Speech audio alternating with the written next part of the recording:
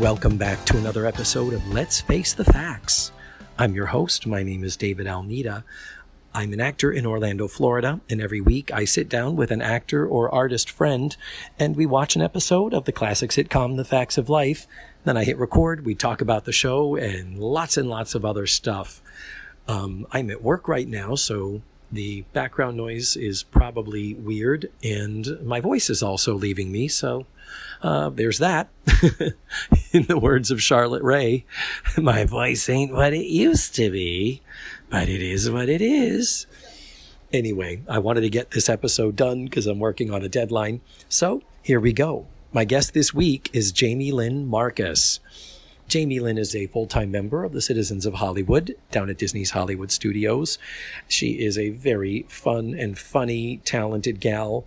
She also does a lot of other roles outside of the theme parks. She just did the Judy Holliday role in Born Yesterday at Mad Cow Theater in downtown Orlando. She used to do a lot of shows at the now defunct theater downtown, used to be on Orange Avenue.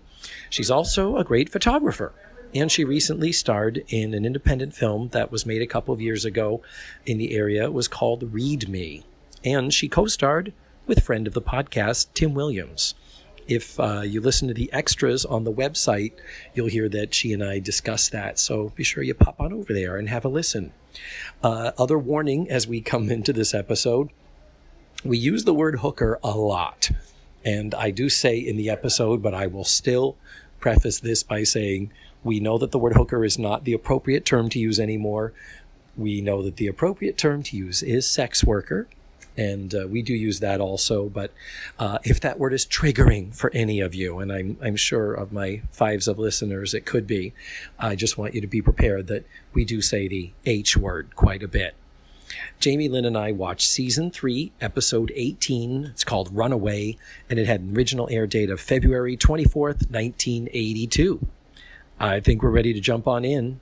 Let's face the facts with Jamie-Lyn Markos.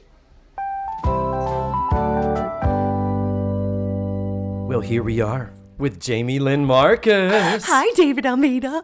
I'm so happy to have you here finally. I'm so happy to be here finally. You've been hearing about this podcast. We're going to be a year now, very soon, because we work together at a certain undisclosed theme park location. I've heard you talk about it before. It's not that disclosed. Exactly. And then we turn around and we're like, hey, this actor plays this part. My friend. Fuck the magic, yeah. It's like... But I try to be somewhat, my good friend Officer Friskem loves when he gets to work with your good friend, Evie, Starlight. Evie, Starlight, my friend. Also loved working with your old friend, Holden Hollywood. Did you? I did. She did. My friend did. Did she? Okay. Totally I mean, her, not you, because you're not her? No. No? Nothing Okay, because, wow, that was some rough on-the-job training, girl. I make no bones about it. Citizens of Hollywood. Rough. It was a long on-the-job training, and I have you to thank for having a baby. Oh, you're welcome. If you had not gotten knocked up when you did, I completely planned on not planning on that moment. Thank you. We worked it out, but we just watched a Lulu of an episode, didn't we? We did. That was not at all anything like what I remember when I had seen the show in syndication. Well, perfect segue. You watched the show in syndication. You are the better part of a decade younger than I am, so you wouldn't have watched it first run. No, I was born in 1977, so I was 2. You're telling your age. I'm gonna be 42. Oh my God. I'm fine with telling my age. But how old is your friend Evie Starlight at Citizens of Hollywood? 19. Still 19. She's still hanging on? 19 and holding. She's contracted that way. That's what she says. It's what it says in my contract. That's what I leave it at. Beautiful. Mm-hmm. So this was a rerun thing. So born in 77, you would have been 2. Yeah. There are absolutely young memories that I remember watching the original Sonny and Cher comedy hour, and I would have been like 4. I remember seeing that too. I remember seeing all of these shows, but I feel like most of it had to have been via Nick at Night. Mm-hmm. I don't recall ever seeing it in sequence. You know what? I distinctly remember thinking, oh, this time her hair is more feathered, or this time, why does Tootie suddenly look so young? Oh, she's got the roller skates on again. Yeah. It just, who are these people randomly? They must have. Yeah, Nancy and Sue Ann, and I vaguely remember seeing some of the first season because I knew Molly Ringwald. Yeah, and they are so. I cannot stress enough how off and wrong. Terrible. You've listened. I've heard how terrible. Yeah, you've told me you're a listener of the show, which I love. I'm only in the second season now, though, so we'll catch up. I'm trying. There's a lot. There is, yeah. So the episode we just watched was called Runaway. The Runaway. And this was season 3, episode 18. We're starting to wind down. We're getting into the home stretch here of the end of season 3 already. Which is crazy. So I already have one question. Yes. Who's Miko? Who is Miko? I'm not there.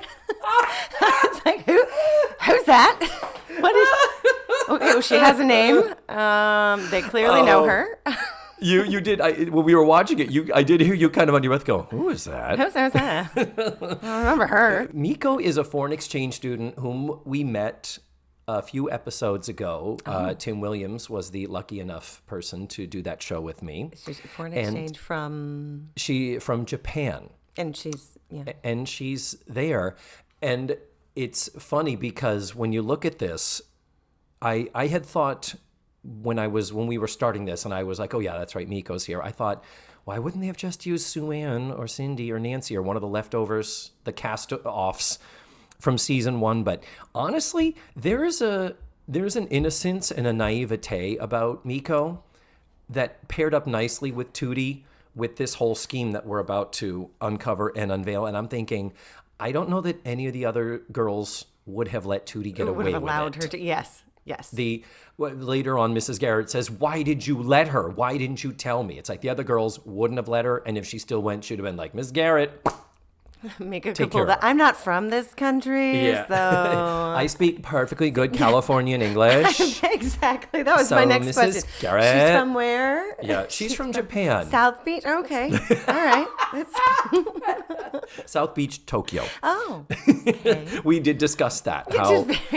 Very well spoken. She speaks English very well for her second language.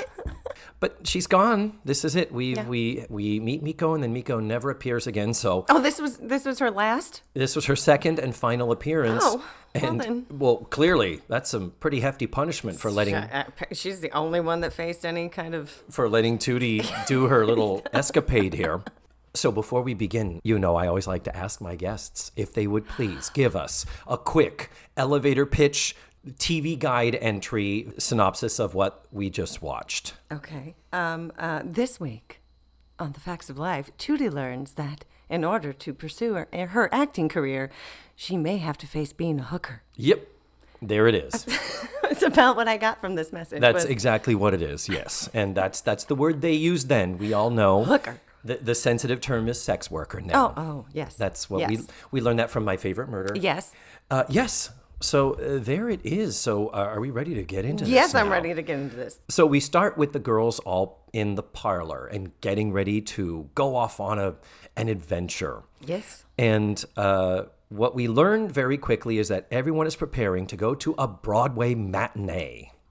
Blair and Joe and Natalie are going, and Tootie is really upset because they're all preparing, and her parents, for some reason, said, you can't go. Yes, she's not old enough to be gallivanting around the big city like the older girls. Without an adult. Yeah, but... Yeah, and I'm trying to think if on the show, I feel like when they were going to go to the Bruce Springsteen concert, after Natalie was almost raped, they were talking about... Blair said, I got us 4 tickets to the Bruce Springsteen concert, and we're going to go out. We're going to hang out in the city. Joe was like, I know a great restaurant. And Natalie, still afraid after being attacked, says, I can't go. I won't go. We assume by the end of the episode, she's a little bit in herself again. Or? Yeah, because she goes to the self-defense class. So hopefully she's empowering herself, and hopefully after that episode, they go to the Bruce Springsteen concert, but it was clear there were 4 tickets, not 5 for Mrs. Garrett to be their chaperone.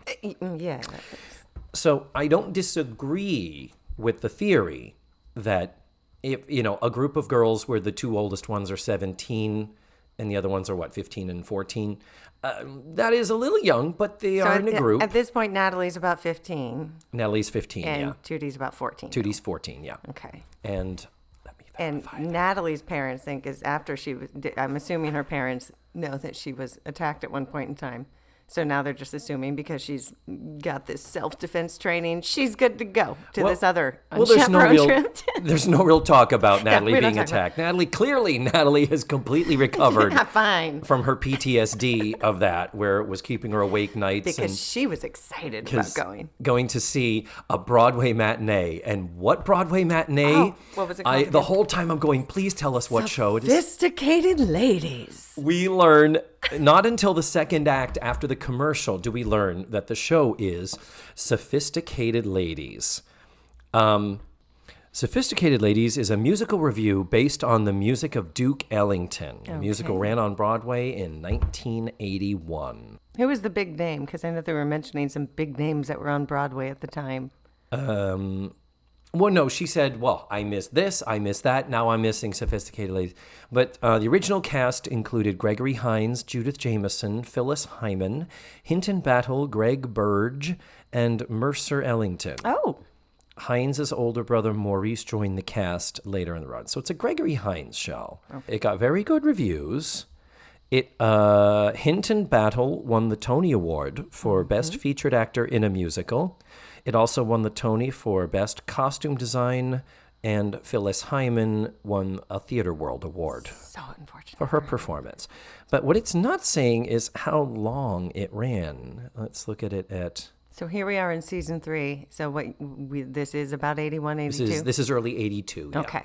So timeline is absolutely right. It ran from March of 81 to January of 83. So that is almost 2 years. That is an impressive run for any Broadway show. Which is why they were so excited to go see it. Yeah. And yet it's not a show that gets revived a lot. Clearly it's because it's Duke Ellington, it's heavily African-American cast. For how many productions of Ain't Misbehavin'? Why haven't we seen that one? Because Ellington's music, that's every bit as... to be contended with as Fats Waller's music. You heard it, Central Florida Theater. Let's do some Sophisticated Ladies. Yes. You don't need to do Ragtime, the 40th production of Ragtime. Great show. Yes. But in moderation.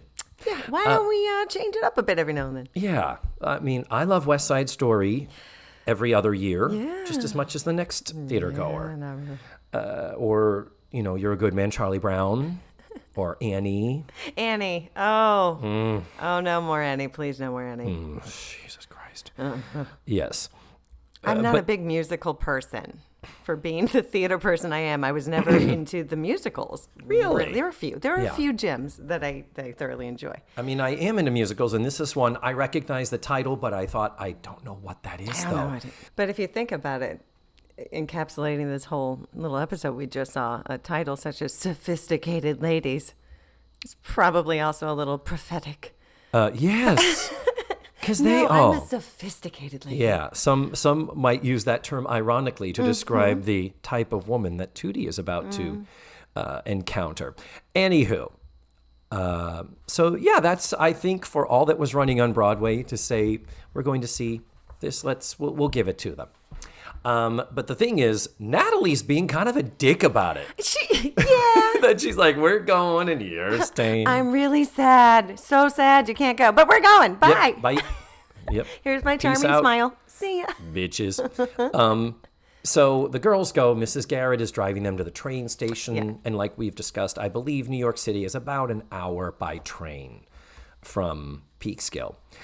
So Mrs. Garrett and the girls all leave, at which point Tootie continues to commiserate with Miko that they can't go. We don't know why Miko's not going. We don't know. She doesn't have a parent to call, I guess, to find out if it's okay for her to go to the city. But, and here we come with the vaudevillian writers that I frequently credit on the show. Tootie's like, how am I supposed to be a great actress if I don't go and see shows? And Miko says, well, you just saw me in King Lear. And Tootie says, and you were great in the role. I loved that. You were great. Yeah. Miko was King Lear. Yeah. And the sad thing is that's not as off base as you might think in a girls' school. I was going to say, it says a lot about their theater department. We talk at length about this, Laura Hodos and I, on when they do South Pacific. That's the one episode I remember the most out of anything else from my childhood. Is that it is gonna wash that man out of my hair moment. That's what comes to mind when I think of the facts of life. You wait till you hear that episode. It's a Lulu. The one with Laura was terrific. Anyhow, Tootie basically has learned nothing from her experience with Jermaine Jackson and being a bratty, I want to get my way and I'm just going to do whatever I want attitude. Her little tantrum that she throws. Yeah, she doesn't throw a tantrum here. She just says, I'm going. Miko's like, you can't. Your parents said you can't. And she's like, I'm going to go and I'm going to prove to them that I'm mature enough to get myself into the city. I'm going to prove I'm mature enough by not listening to anything you just told me and running off on my own. By disobeying my elders. Yes. I'm going to disobey you so you know that I'm mature enough. Yeah.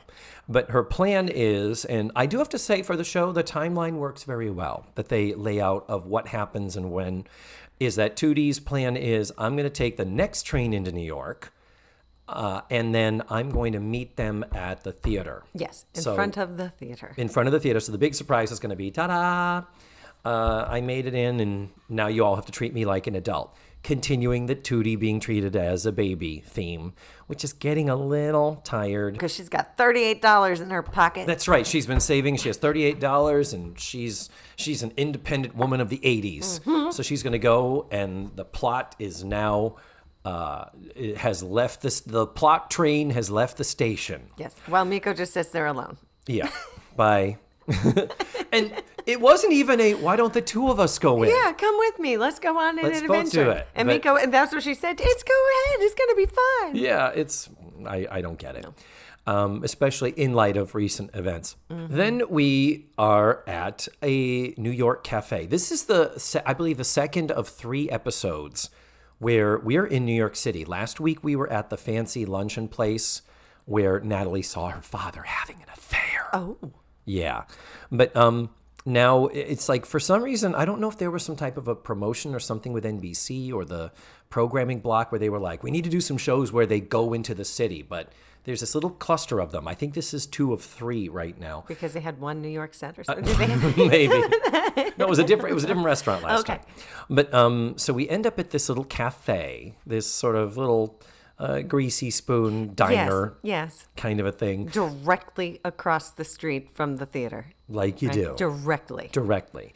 Well, what has happened? First of all, Blair is holding a stack of boxes from Bloomingdale's. Uh-huh.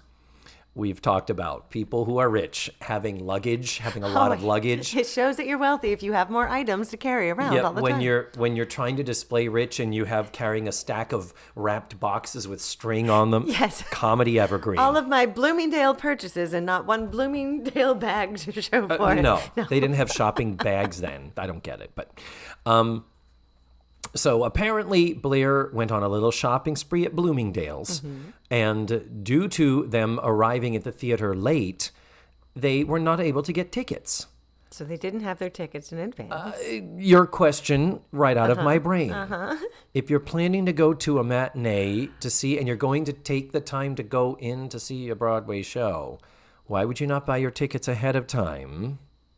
Maybe that wasn't. Is that not common for the time? No, Are you not able to buy tickets? No, in those days it was like, for tickets, call Telecharge. Yeah, you didn't reserve your tickets or seats? Yeah, use your Mastercharge or Visa card or Diners Club. Like you could absolutely buy tickets ahead and have them waiting at the box office. But they didn't. They didn't. And when they're giving Blair the deserved shit that they're giving her, Blair says, well, how was I to know that woman was going to walk up and buy the last 40 tickets? And the punchline of that joke is Joe says, she was a nun, Blair. Everybody knows they don't travel alone. Is this an appropriate show for nuns and her people? More nuns? I don't know. Was it 40 nuns going 40 nuns? I don't think I'd want that in my audience. No, not even a matinee. No. I'd be like, could we get the nursing home bus over here instead? But hey, you never know. They're sophisticated ladies too. Sophisticated nuns. So Blair is just completely disgusted by this. Appalled. Place. Appalled. She says, this place is so dirty. And I love it. She picks up the ashtray and puts it on the other side of the table. It's like 1982. They were empty ashtray that was there. Ashtrays. There's ashtrays in restaurants. I loved the, look at the hamburger. It's green. And I could actually picture the picture of the hamburger in the menu had turned green. Yeah. And we've all seen those old menus where the color just fades out. It's pretty gross. Yeah. So as they assess the place and look around and are sort of, Joe is completely comfortable. This is like she is in her element, and Natalie is kind of in the middle ground. She doesn't care. She just wants to eat and look at the menu. Yeah, exactly. Not a fat joke about Natalie, but we know she's fixated on the food. And then somehow, somewhere, as they're assessing the place, Joe points out the fact that there are some women there who are working. Oh, yeah. And they're like... Oh, but first, I think, isn't it Blair that notices the man on the phone in his suit? Yeah. Is it the suit that she notices? She said that man over there using the payphone, and they were just talking about how he's dressed in a business suit. At least he's dressed nicely or something. And then Joe says he's a pimp. He's a pimp. And she's like, what? And then she's like, yeah. And that's what those girls over there. And Natalie has a wonderful, you mean they're hookers? Yes. And we're going to go on record saying that was the term that was used back in those days. It was hookers, yes. And but even so, even though with the pimp, he's a pimp. He's a pimp. Where's his fur coat and his cigar and his purple hat? Yes. They're like.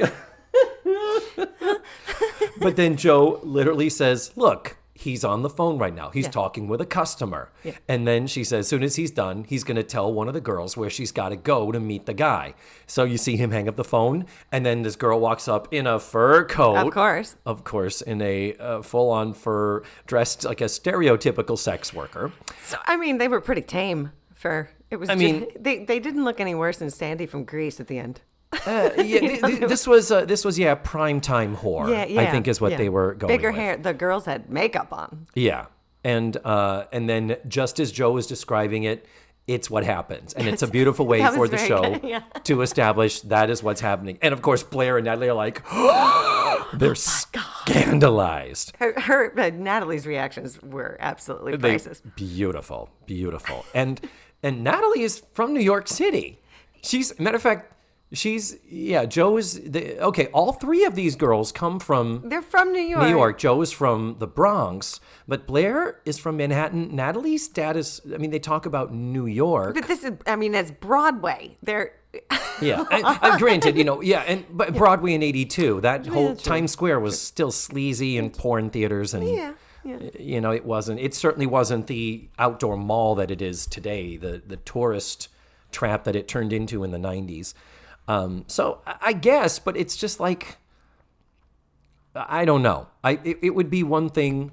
Tootie is from DC. Tootie's naivete plays okay, but it's just like, Natalie, it's like, you've never been to Times Square. If they walk down the street in New York, they probably have seen, but I don't know, maybe it's just they didn't expect to see them doing business. I guess maybe they'd never seen it. Or why is this coffee shop the hub of this guy's business?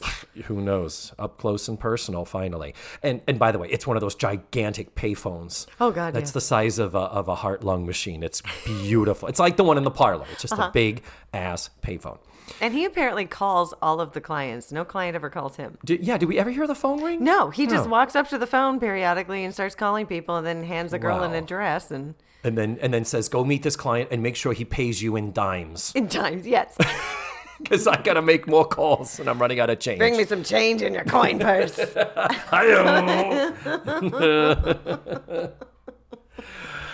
So then we cut back to the parlor in the cafeteria. We're back at Eastland School. Mrs. Garrett has returned and she is yelling at Miko going, "What do you mean she went to the city?"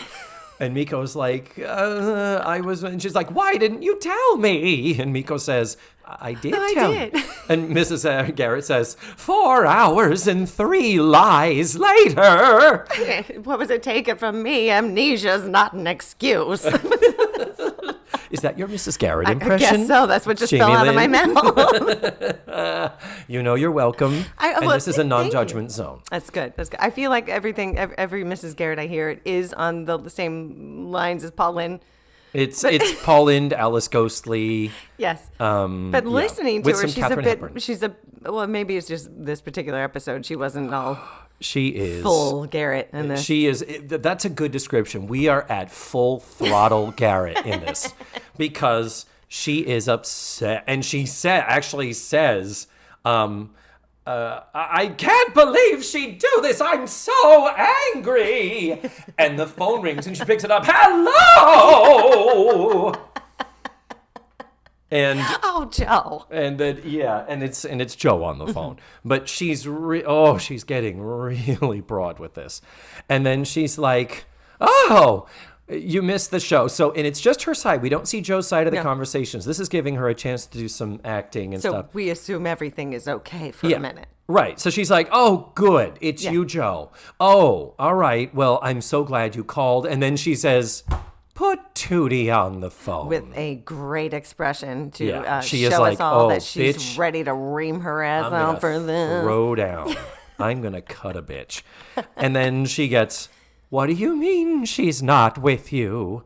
She said she was going to, I can't do this for the whole, I can't sustain it. But the story is, she said Miko tells me she was going to meet you in front of the theater. What do you mean you didn't make it to the theater? You didn't get tickets to the show. Well, where is she? And it's like, okay. What does this have to do with a nun? Yeah, that's right. And then that's right. But 10 of them, what does this have to do with a nun? And it's like, girl. But she takes her breath. She knows she needs to and then she does too. She does take her nice. You're right. She does a little dramatic breath. And then finally she just says, "I'm coming in right now. Wait for me. Meet me in 1 hour in front of the theater." In front of the theater. Yes. So that's where they're going to go and figure out what's happening. So then we come back to the cafe. And Tootie comes in and it is cold. It's so wow, cold. It's cold. It was so cold. You can tell how cold it was by how much her hands were shaking. Yeah. So, when it's really, really cold and you want to warm up, you want to sit by the window closest to the door. Without your jacket on. Yeah. But her coat got stolen, remember? She got stolen on the subway. Her coat had already been stolen. That's right. Her coat was already missing.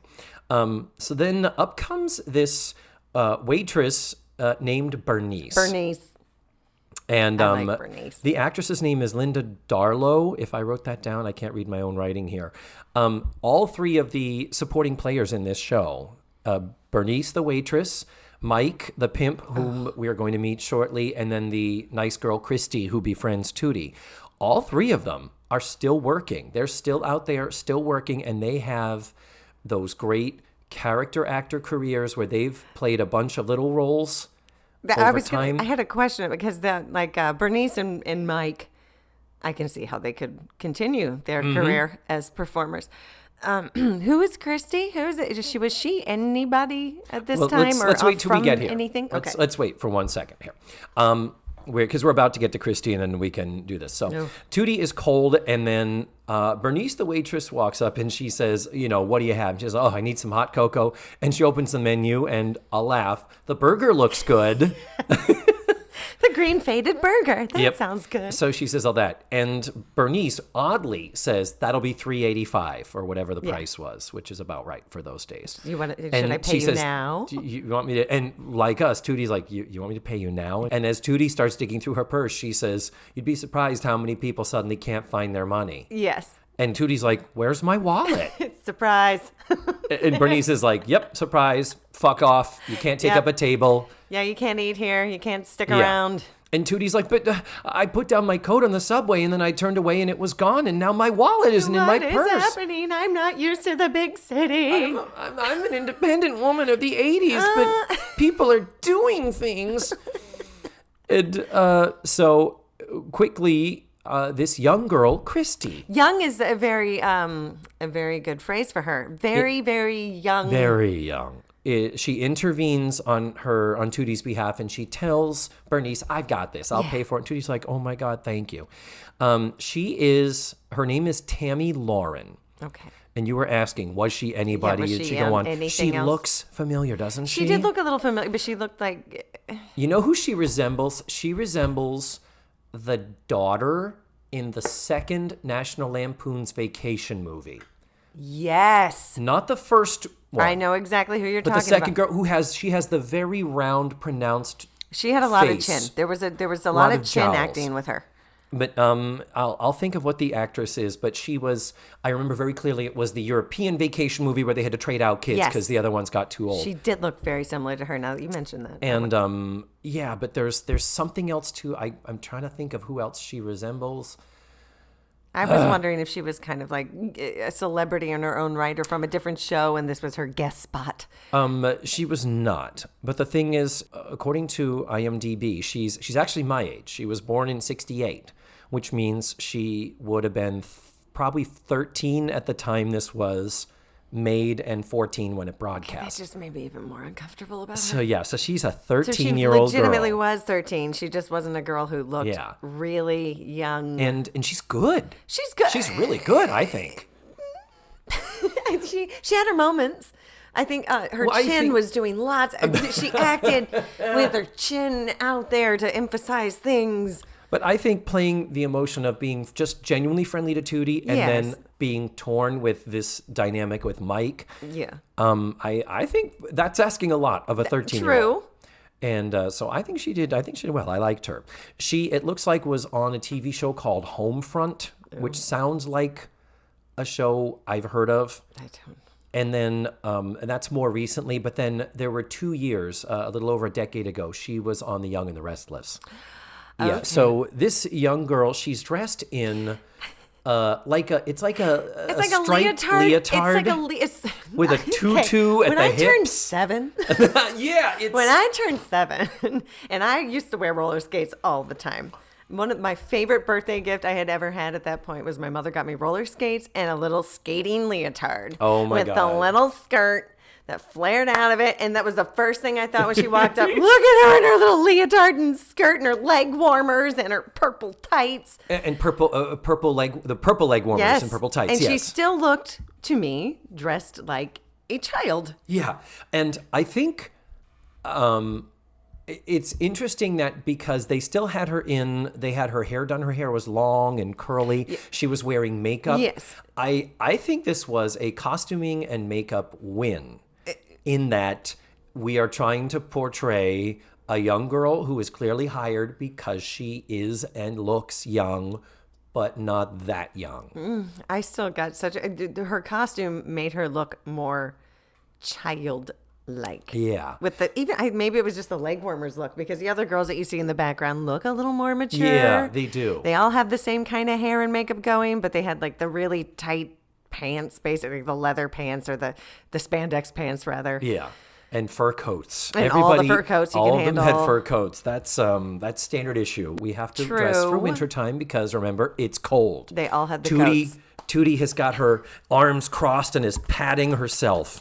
So that's making, and she keeps doing it. It's Oh like, God, okay, we her fucking hands get don't, it. and then she's rocking back and forth a lot too. Yes.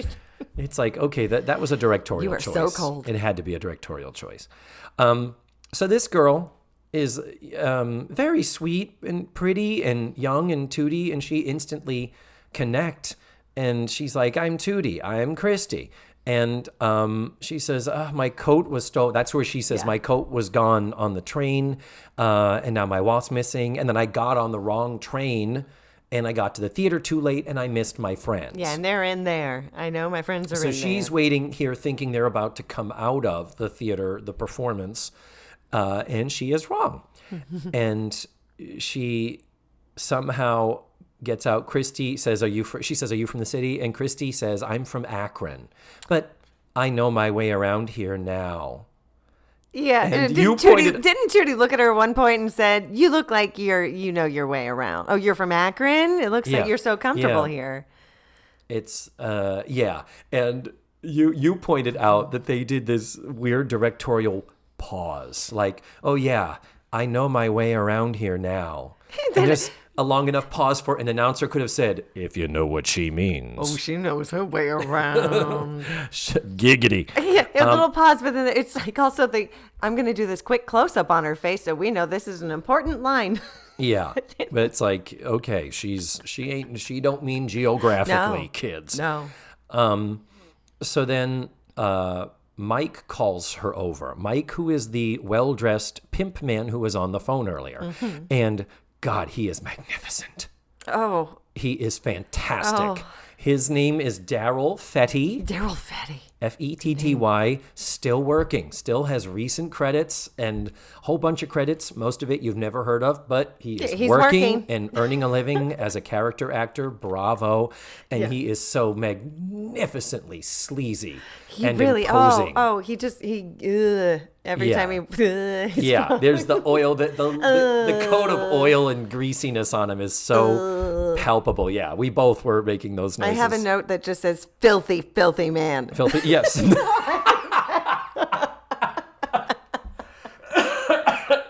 Oh, that's beautiful. Oh, that's right. Before we meet him, and Christy says something about, I'm an actress. That's true. Right? Yeah.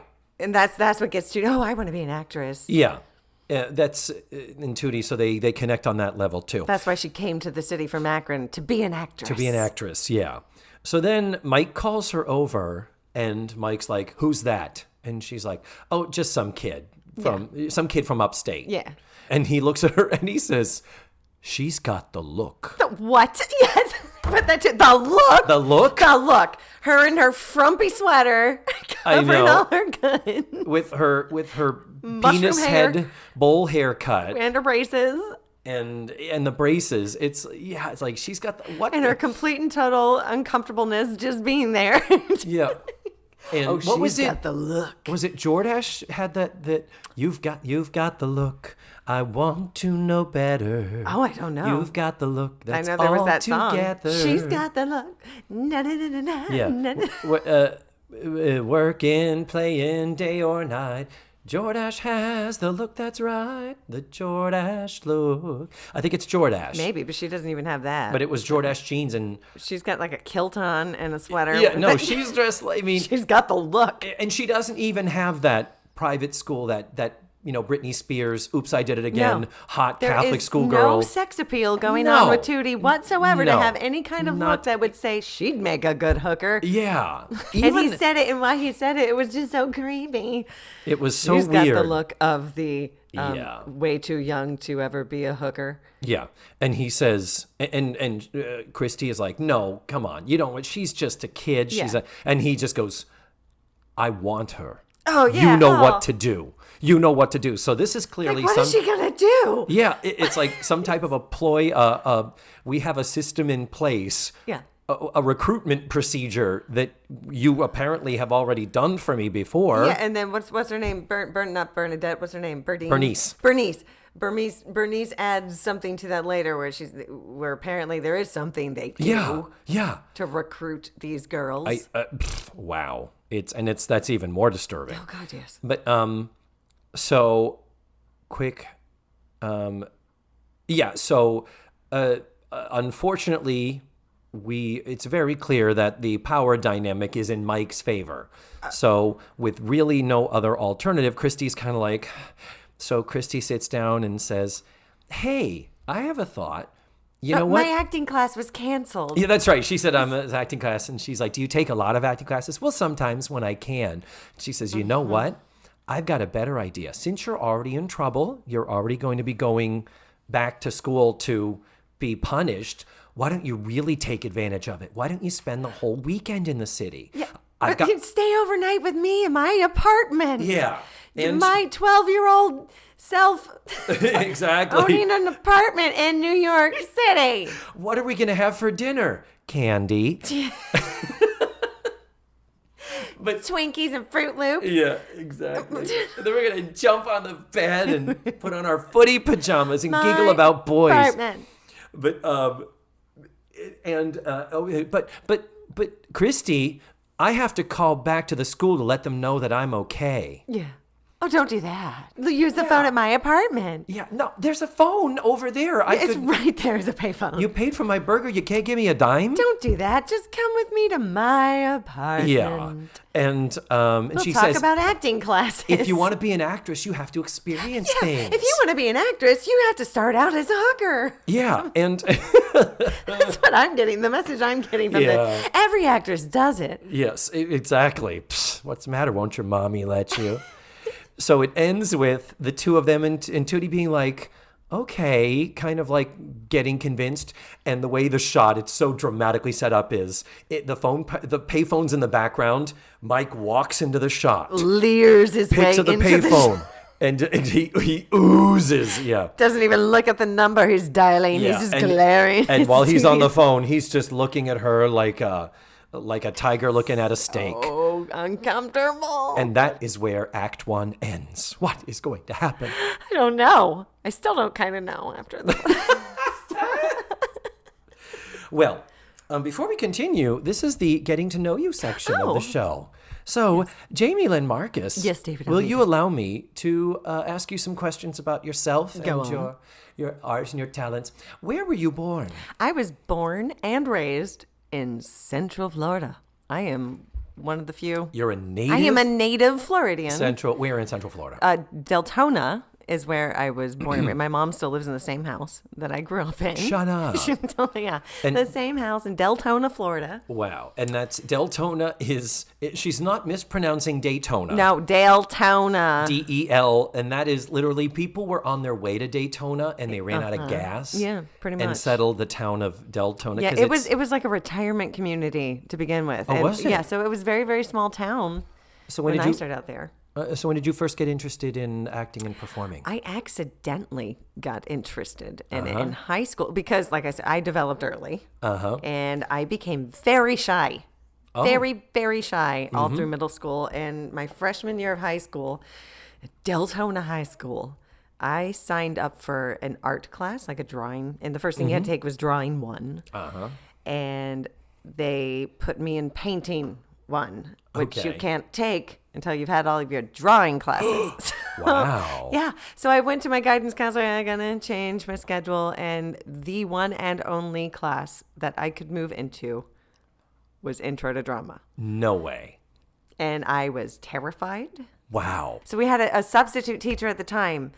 And she had me the very second I stepped into that room, sit up in front of the class, tell everybody who you are, what made you want to what made you want to take drama, go. Yeah. I'm like, I didn't. I don't remember what I said, but I remember people giggled. Oh, okay. Not at me, but at something I said. Oh, and good. I went, okay, this is okay. Sure. And from that point on, once I started making people laugh, I was 100% in. It's better than any drug, isn't it? It really is. It really is. I've never done drugs in my life, and I can't imagine. I'm not asking you to divulge any. I don't know what you're talking about. Sensitive information, but I've never done any sort of drug or substance or anything, and I can't imagine any of it feeling as good as when you're in front of a crowd. It really and you get the laugh. Yet that is heroin to me. But yeah, so I joined the drama department, and it wasn't until, I didn't even do any real plays or anything at that point until I think it was my junior year. I never went to college. I never did anything. We were poor. I was just going to ask you, did you study? You went I didn't study. I went directly out of high school right onto the stage. At the community theaters, I just auditioned for everything. Ended up getting learned as you went. A lot of lead roles, right? Not to toot my horn, but I never played in the chorus, really. Yeah. I kind of... You were in the deep end, girl. Full into it, yeah. And, I wasn't doing professional to start up. Well, I did a lot of kids theater, too. I started getting paid. Yeah. Very small amounts of money, but I lived my whole 20s working, little jobs that would allow me to do all the theater in the world at night. And so I got all my training by doing. Yeah. And as did I. I'm the same way. Yeah. I went to college. I didn't study theater in college. I studied cinema, which as far as useless degrees go, it's like, really? But you know a lot and it shows. I do. It should have been television, TV movies.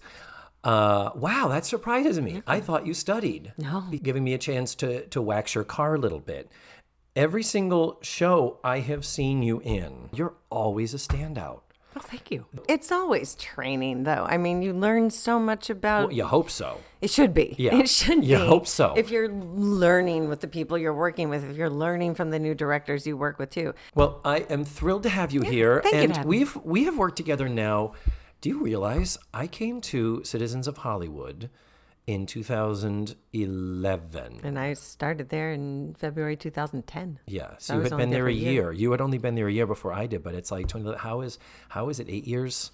I know. I mean, you've been doing it 9, I've been doing it 8. How is my child almost 7 during all that time? That's crazy. For how long we've worked together, I'm like, I have learned things about you that I didn't know, and that's I know, that's it's like- upsetting and happy Yeah, well, thank you. and good and bad and well, there you go. But let's get back to the facts of life. Okay. Jamie-Lyn Markos. Yes, David Almeida. So we come back from commercial, and at this point, we're still in the diner. No, they're coming back, though. Christy and Tootie left the diner to do something. What do they do? I don't know. That's what I have. Where did they go? Oh, it was like, let's step outside so you can, when you come back in, to make sure. Come on, I'll take you around New Yeah. York. We're going to have a good time. You might as well stay here with me, and you can use the phone in my apartment.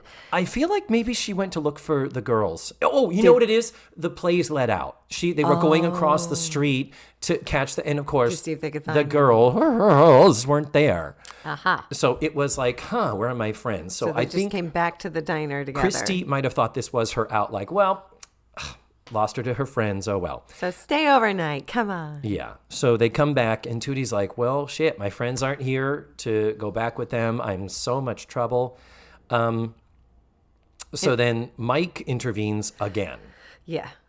And Christy tries to push back hard. She's a really sweet kid. She's not right. This isn't... She said she still watches Saturday morning cartoons. Yeah. Which upset me so much that Well, wasn't the end of the conversation, and Yeah. Mike was still pushing for her Yeah. to be a hooker. Yeah. And he actually says something to the effect of... But he Make says, it work. Yeah, he says, designers, I'm concerned about time, designers. Make it work. Use the Krispy Kreme accessory wall thoughtfully. New sponsor. No, instead he said it very, very creepy. You'll have 2 hours in the DuPont makeup salon and in the Dunkin' Donuts hair and makeup studio. We have new sponsors here, designers. Can you tell I have donuts on the miss brink? him. I liked Tim him. Gunn, I know. There's a moment there of tension where he's like, excuse me? I told you to do something. Yeah, do this or I hurt you is Yeah. essentially the vibe coming Yeah, across. without him holding up the back of his hand to her or something. Yeah. But he says, make it work. And during the pause after make it work, there were a couple of audience like groans. Yeah, there were these uncomfortable groans from the audience. And you're like, yeah, I'm right there with you. Trouble, make the most. Oh, I'm sorry. I got ahead of us. This is where She says, since you're in trouble already, let's make the most of it. We'll use the phone at my apartment. And now we actually, Tootie and Mike actually meet, don't they? Well, by meet, you mean Mike comes up dangerously close between them. It's like, hey. Hey. So what happens is she says, Tootie, I'd like you to meet a friend of mine. And Tootie says, hi. And long, leery stare. And then he leans down and just goes, hi. And the audience laughs like it is such an uncomfortable. It was so gross. I think they were laughing because they were all creeped up. Yeah. I think this guy's serious. Which way's the exit? This is so terrible. I have to point out his nice suit. I don't know what the idea, like, okay, so Blair draws attention to the fact that he's not dressed traditionally like a pimp would be expected to dress. Mm-hmm. And he's in his little suit with his little red tie and kind of navy or black suit that he has on. What was the purple pocket square that's all disheveled? Yeah. Sticking out? Yeah, It was that's really right. It was a distracting to disheveled me. purple pocket square. And then he's got on a pink shirt and a burgundy tie. Yeah. So it's like maybe that was their intention of. I'm a businessman. I don't have my purple hat on to prove that I'm a pimp, but I've got a purple pocket square. Yeah. That's hard to say fast. Purple Pocket Square. Purple Pocket Square. That's my next children's book. There it is. After Blair's Blue Blazer. I want that. So then we go outside the theater, and we've got Mrs. Garrett and the girls. And then we meet Martha and her husband. I'm assuming this is after the matinee, so this is for the evening. Well, one would presume for the evening performance on a Sunday. Okay. Actually, no, Saturday would typically be the when matinee you have the and two an shows. evening. Yeah. Saturdays and Wednesdays are typically your 2 show days. But yeah, we've got this funny. We suddenly go into this vaudeville sketch. It was very vaudeville. Where you've got the wife going, I can't believe we didn't get tickets for this show. Well, you've got to do it. We've come all the way into the city. And he's like, how am I supposed to get tickets for the show? She's like, you just buy them from somebody. There are scalpers everywhere. He's like, scalping is illegal. Get the tickets. Yeah. And she runs off. Yes, dear. And he's like, I love you. Yeah. And he's funny. Okay, poopsie. His name is Larry Gelman, this actor, and he is still working. He is a quintessential character. Beautifully done. So what this sets up in the middle of this creepy, luring a preteen girl into sex work story is now we get this wacky misunderstanding where he walks up to Mrs. Garrett and the 3 others, and he's trying to be all subtle about it. But before he walks up, Blair sees him. Yeah. And they have that moment where they make eye contact. So Blair glances over and sees him, and then he's standing there holding his trench coat closed. Yeah. Leering. So immediately I'm like, she thinks he's a flasher. Yeah. And she's like, that man is staring at us. Looking at us. So then he walks over and creepily looks at us. I need 2 for tonight. And Mrs. Garrett's like, what? But the best is Natalie. Which 2? Which 2? And they're like, Natalie. I was curious. I'm just kidding. Which of the 2 of us? Perfect Natalie. I loved it. So the thinking that they're being mistaken for sex workers, Mrs. Garrett says, leave us alone. And then he says, no, I'm just trying to get some. She swats him with her purse. Oh, yeah. She does the proverbial purse hit. In the history of the world, have women ever hit a man with their purse? They do it a lot in film. But have you ever hit a man with your purse? No, I can't say I have. I think that's one of those TV movie tropes that I don't think exists in real life.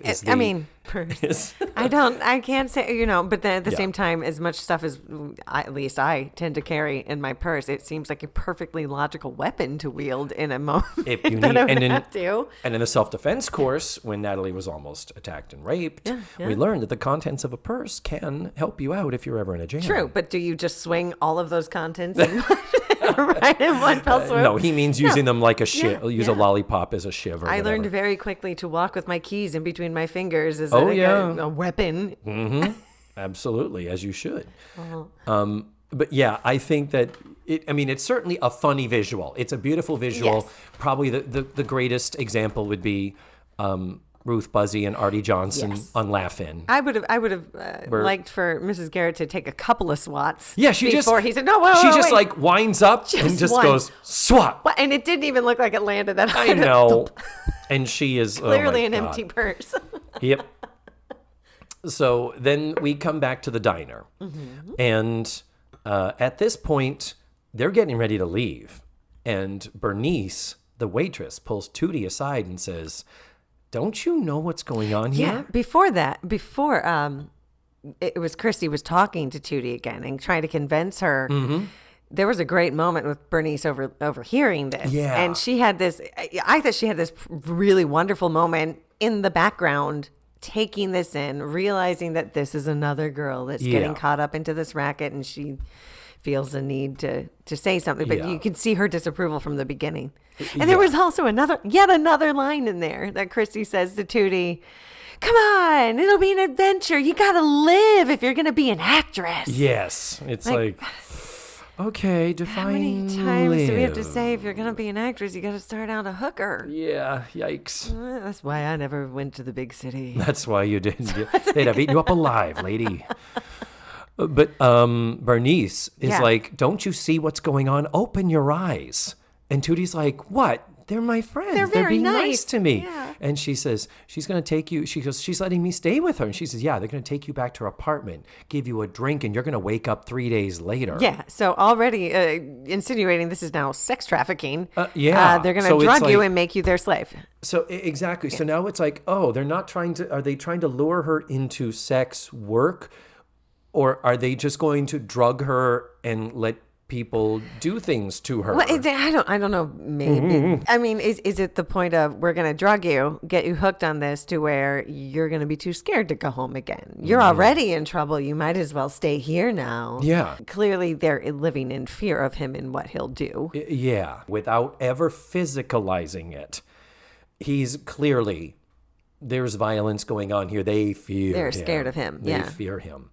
And it's perfect for network television that we got that without them having to give us that. Yeah. Yeah. Then Bernice says, do you want to be for sale like Christy? At which point Tootie looks over and sees Mike on the phone and sees him. One of the girls in the fur coat hands him the money, like from her trick that she just went and hooked up with. At which point it's very visually obvious. Tootie goes over to collect her stuff or goes back over to their she's table. done now. And so Tootie gets it. Yeah. And then, am I right that Christy just walks up to her out of the blue and says, does my hair look all right? Yeah, she kind of came out of the bathroom. It's Does like- my hair look okay? It's like, it looks exactly the same as it did before. Yes. And If you didn't change it at all, if that's what you mean. what a weird conversation starter. Why are you asking? Does And my then- hair look good enough for the trick I'm about to go on? But I think they were trying to reverse engineer, because then now Tootie is like, you can drop the act. I know you're not an actress, and I know you work for Mike. You're a liar. Yeah, you're not an actress. Yeah. And your hair doesn't look all right. Yeah. And I'm not sure you even care what your hair Fine. looks like. Child. Because you're a lying liar, Your hair's nice, but you're a... poopy face. How dare you lie to me this whole time? Yeah. And then the best line, we both laughed so hard, where Christy was like, what are you talking about? Mike's just my friend. And Tootie says, I'm not that dumb.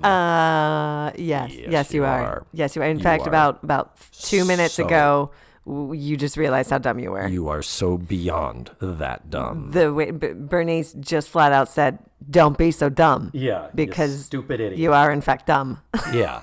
You are Dummy McDummerton. How couldn't you have seen all of this going on around you? What were you going? And she says, what were you going to do?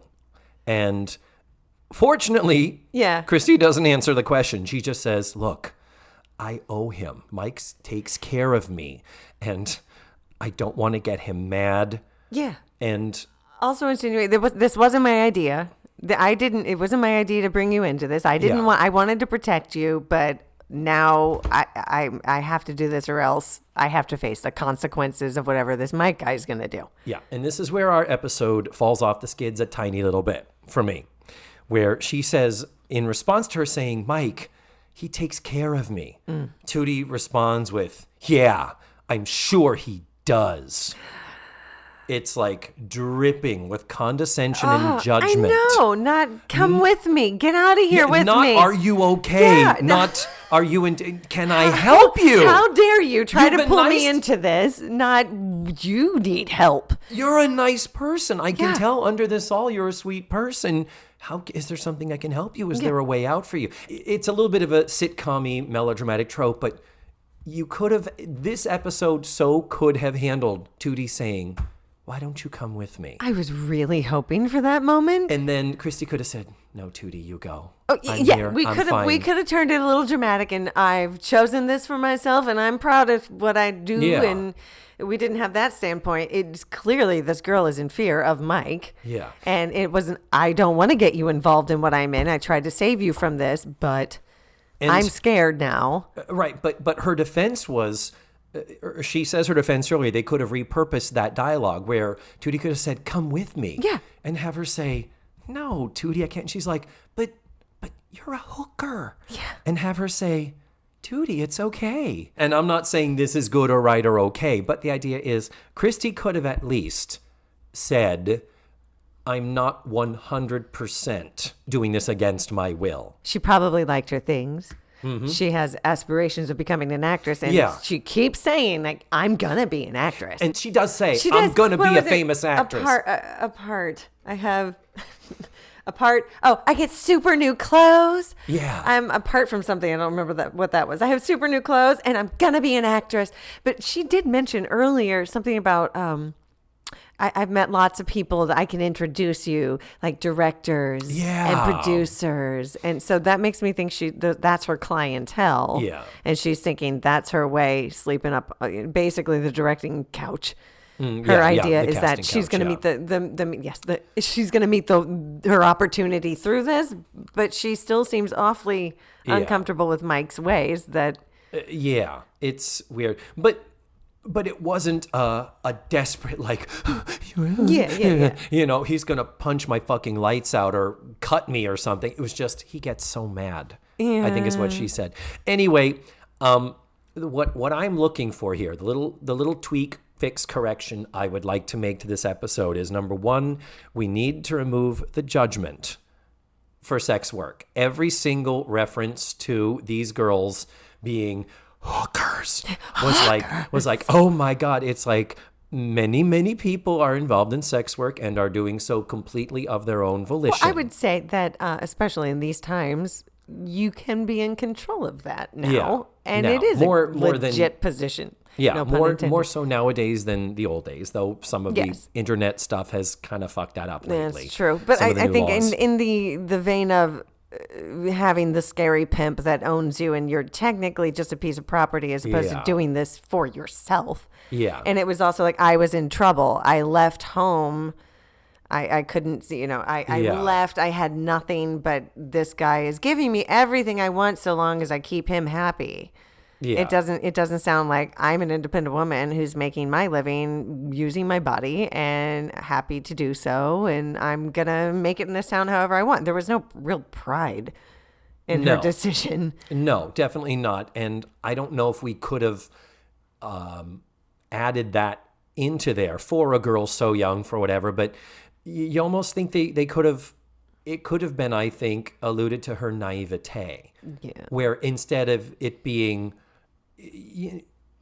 I'm from Akron. Yeah. So maybe the fix is, what do you mean? I live in New York City. Yeah. I'm making it. I'm earning a living and I get all the new clothes, and Mike gets mad sometimes, but I meet a lot of people and I'm going to be an actress someday. Tootie, I don't need your help. Yeah, but it didn't sound convinced. It didn't sound like she believed it. Right. It sounded like what she would tell herself. But am I correct that at no point did Tootie say, can I help you? No, not at all. You come with me. I'm okay. She then treated her like she was a piece of shit. Yeah. Tootie looked down on her like, you're a hooker. Right. As soon as she said that, I'm sure he does. Yeah.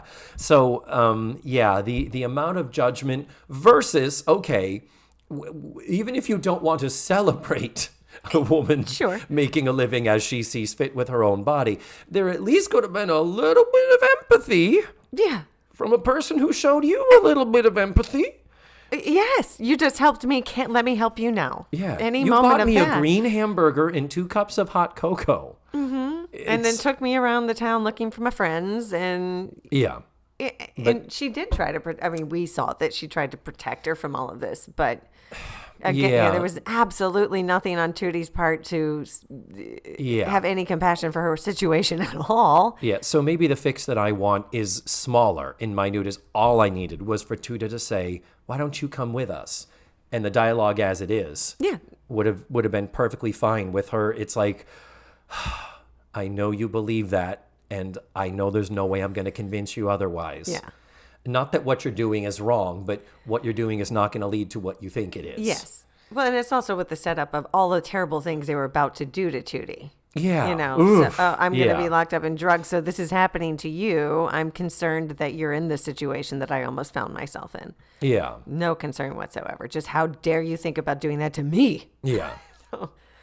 Well, Tootie then continues, and one thing, when Tootie gets into confrontation mode, she's a little bitch. Oh my God. So when she goes to Mike, I've changed my mind. Yeah. At which point Mike is like, oh, okay. Yeah, a lady could absolutely. Lady has a right to change her mind, but then he turns it back onto Christy. Like thinking, Like, you better not fucking change your mind on me. yeah, Yeah. you tipped her off, or you're letting this one get away, and I'm going to hold you accountable. Yeah. And I think just as that was about to boil over, then in comes the girls and the subtle entrance of Mrs. Garrett. Tony! Like 5 seconds. her face wasn't even that was something that tickled me too. She's exasperated. Where's Tootie been? She walks in and sees Tootie. Her face stays kind of blank. Yeah. Tootie! Yeah. Oh! So the girls are reunited. And it's like, I don't know whether to choke you or hug you. Hug now, choke later. Natalie, gotta make the laugh.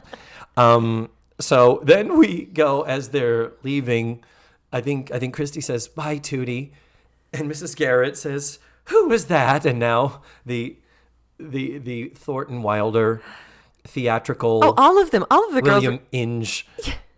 No, but all of the girls are standing there in the same room, like 3 feet away from her. And who's that girl staring at you, Tootie? Oh, just someone I met. Yeah, just a girl I was talking to. Yes. It just gives her the longest stare down across the room. And then they go out and they leave, and then we have this shot through the glass. This is like the most theatrical. If we had a curtain, with we the would words drop coffee shop above them. Coffee shop. Because, when I'm looking to go to a coffee shop, I always go to the coffee shop. Yes, the one that's called coffee. You know exactly what they're going to serve you. Right across from the theater. Yes. The Sophisticated Ladies Theater. The whole time I even have a note here, too. Look out the window. I know. It's like the girls are standing there in front of the theater. There's Tootie inside. It's like, why wouldn't you be? I don't know where they could be. Yes. Just look outside. They're right there. But they say that they've been all over town looking for Tootie. They just keep missing each other. They just apparently have been missing each other in the course of all of this. But with that, they leave, and then we have this final shot of Tootie outside the window, looking in to Christy, Mrs. Garrett standing behind her with hands on her shoulders in support. And there's just this long, pensive stare. At the child hooker standing in the coffee shop with no help.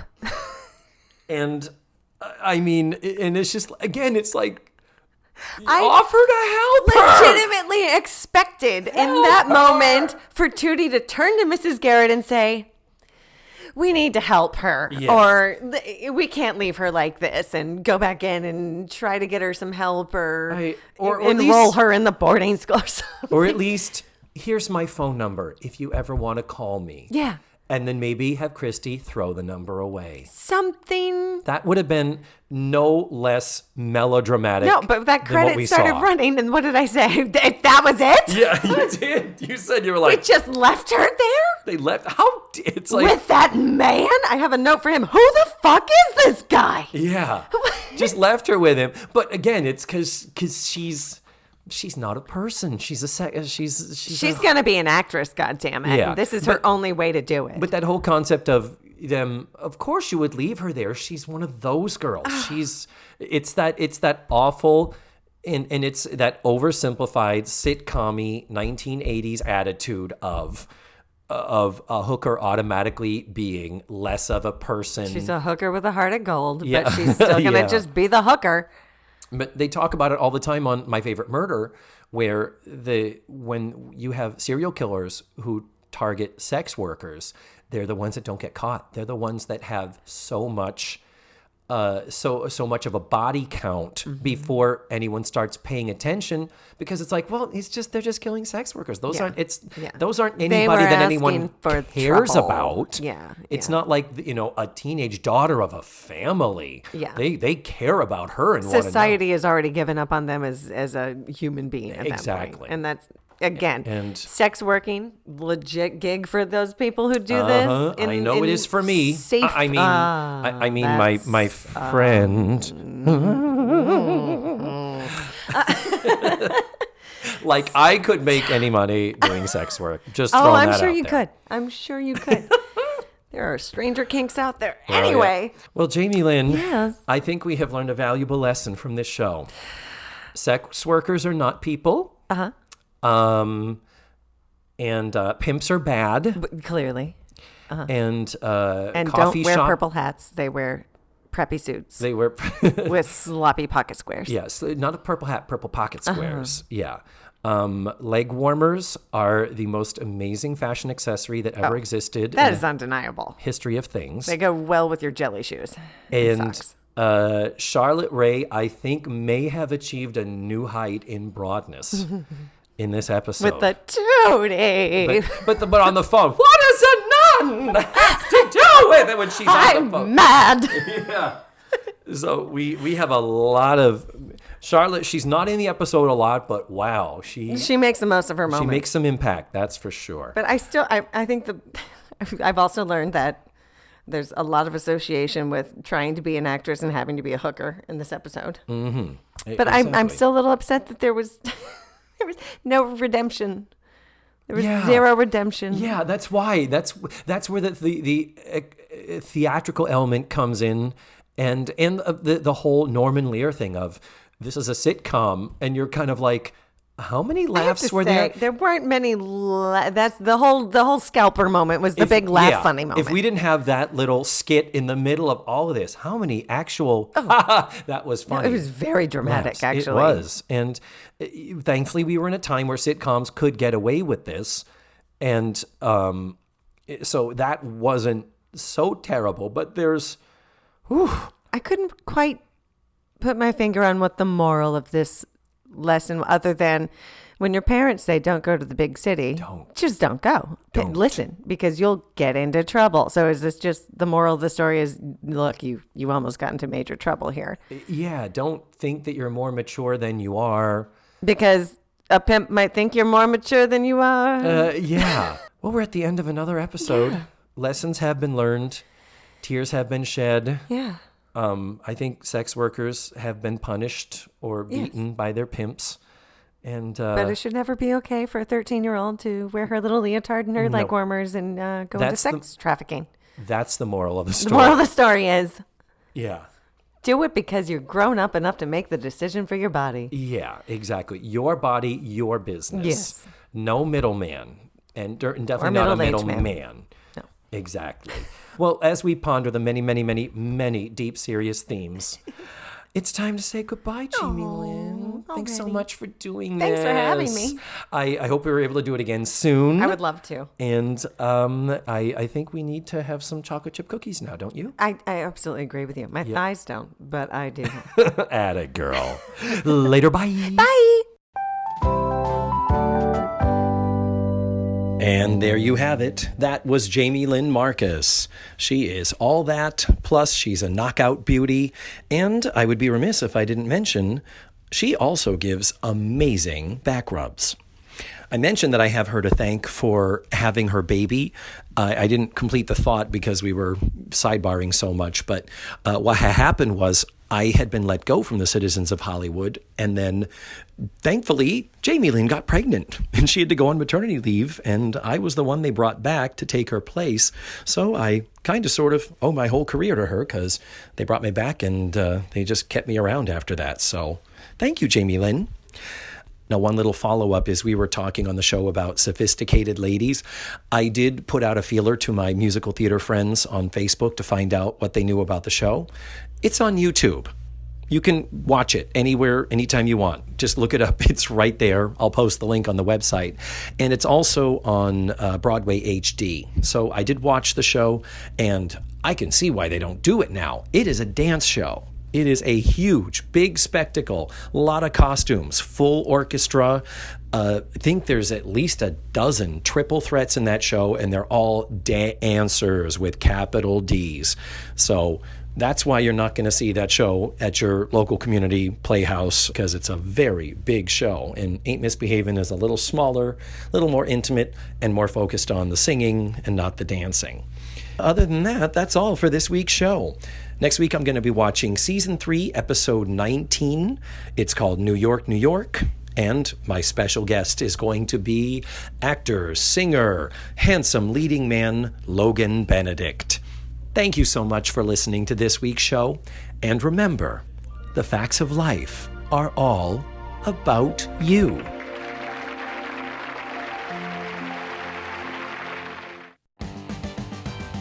Let's Face the Facts was produced, written, hosted, and edited by me, David Almeida. My theme song was beautifully arranged and recorded by Ned Wilkinson. Our website is facethefactspod.com. You have to drop the let's. And that's where you can find extra pictures, video, and audio extras from the digital cutting room floor. Follow the show on social media. We're everywhere under the handle Face the Facts Pod. And don't forget, go to your favorite podcatchers and subscribe, rate, and review. Tune in again next week for another thrilling episode of Let's Face the Facts.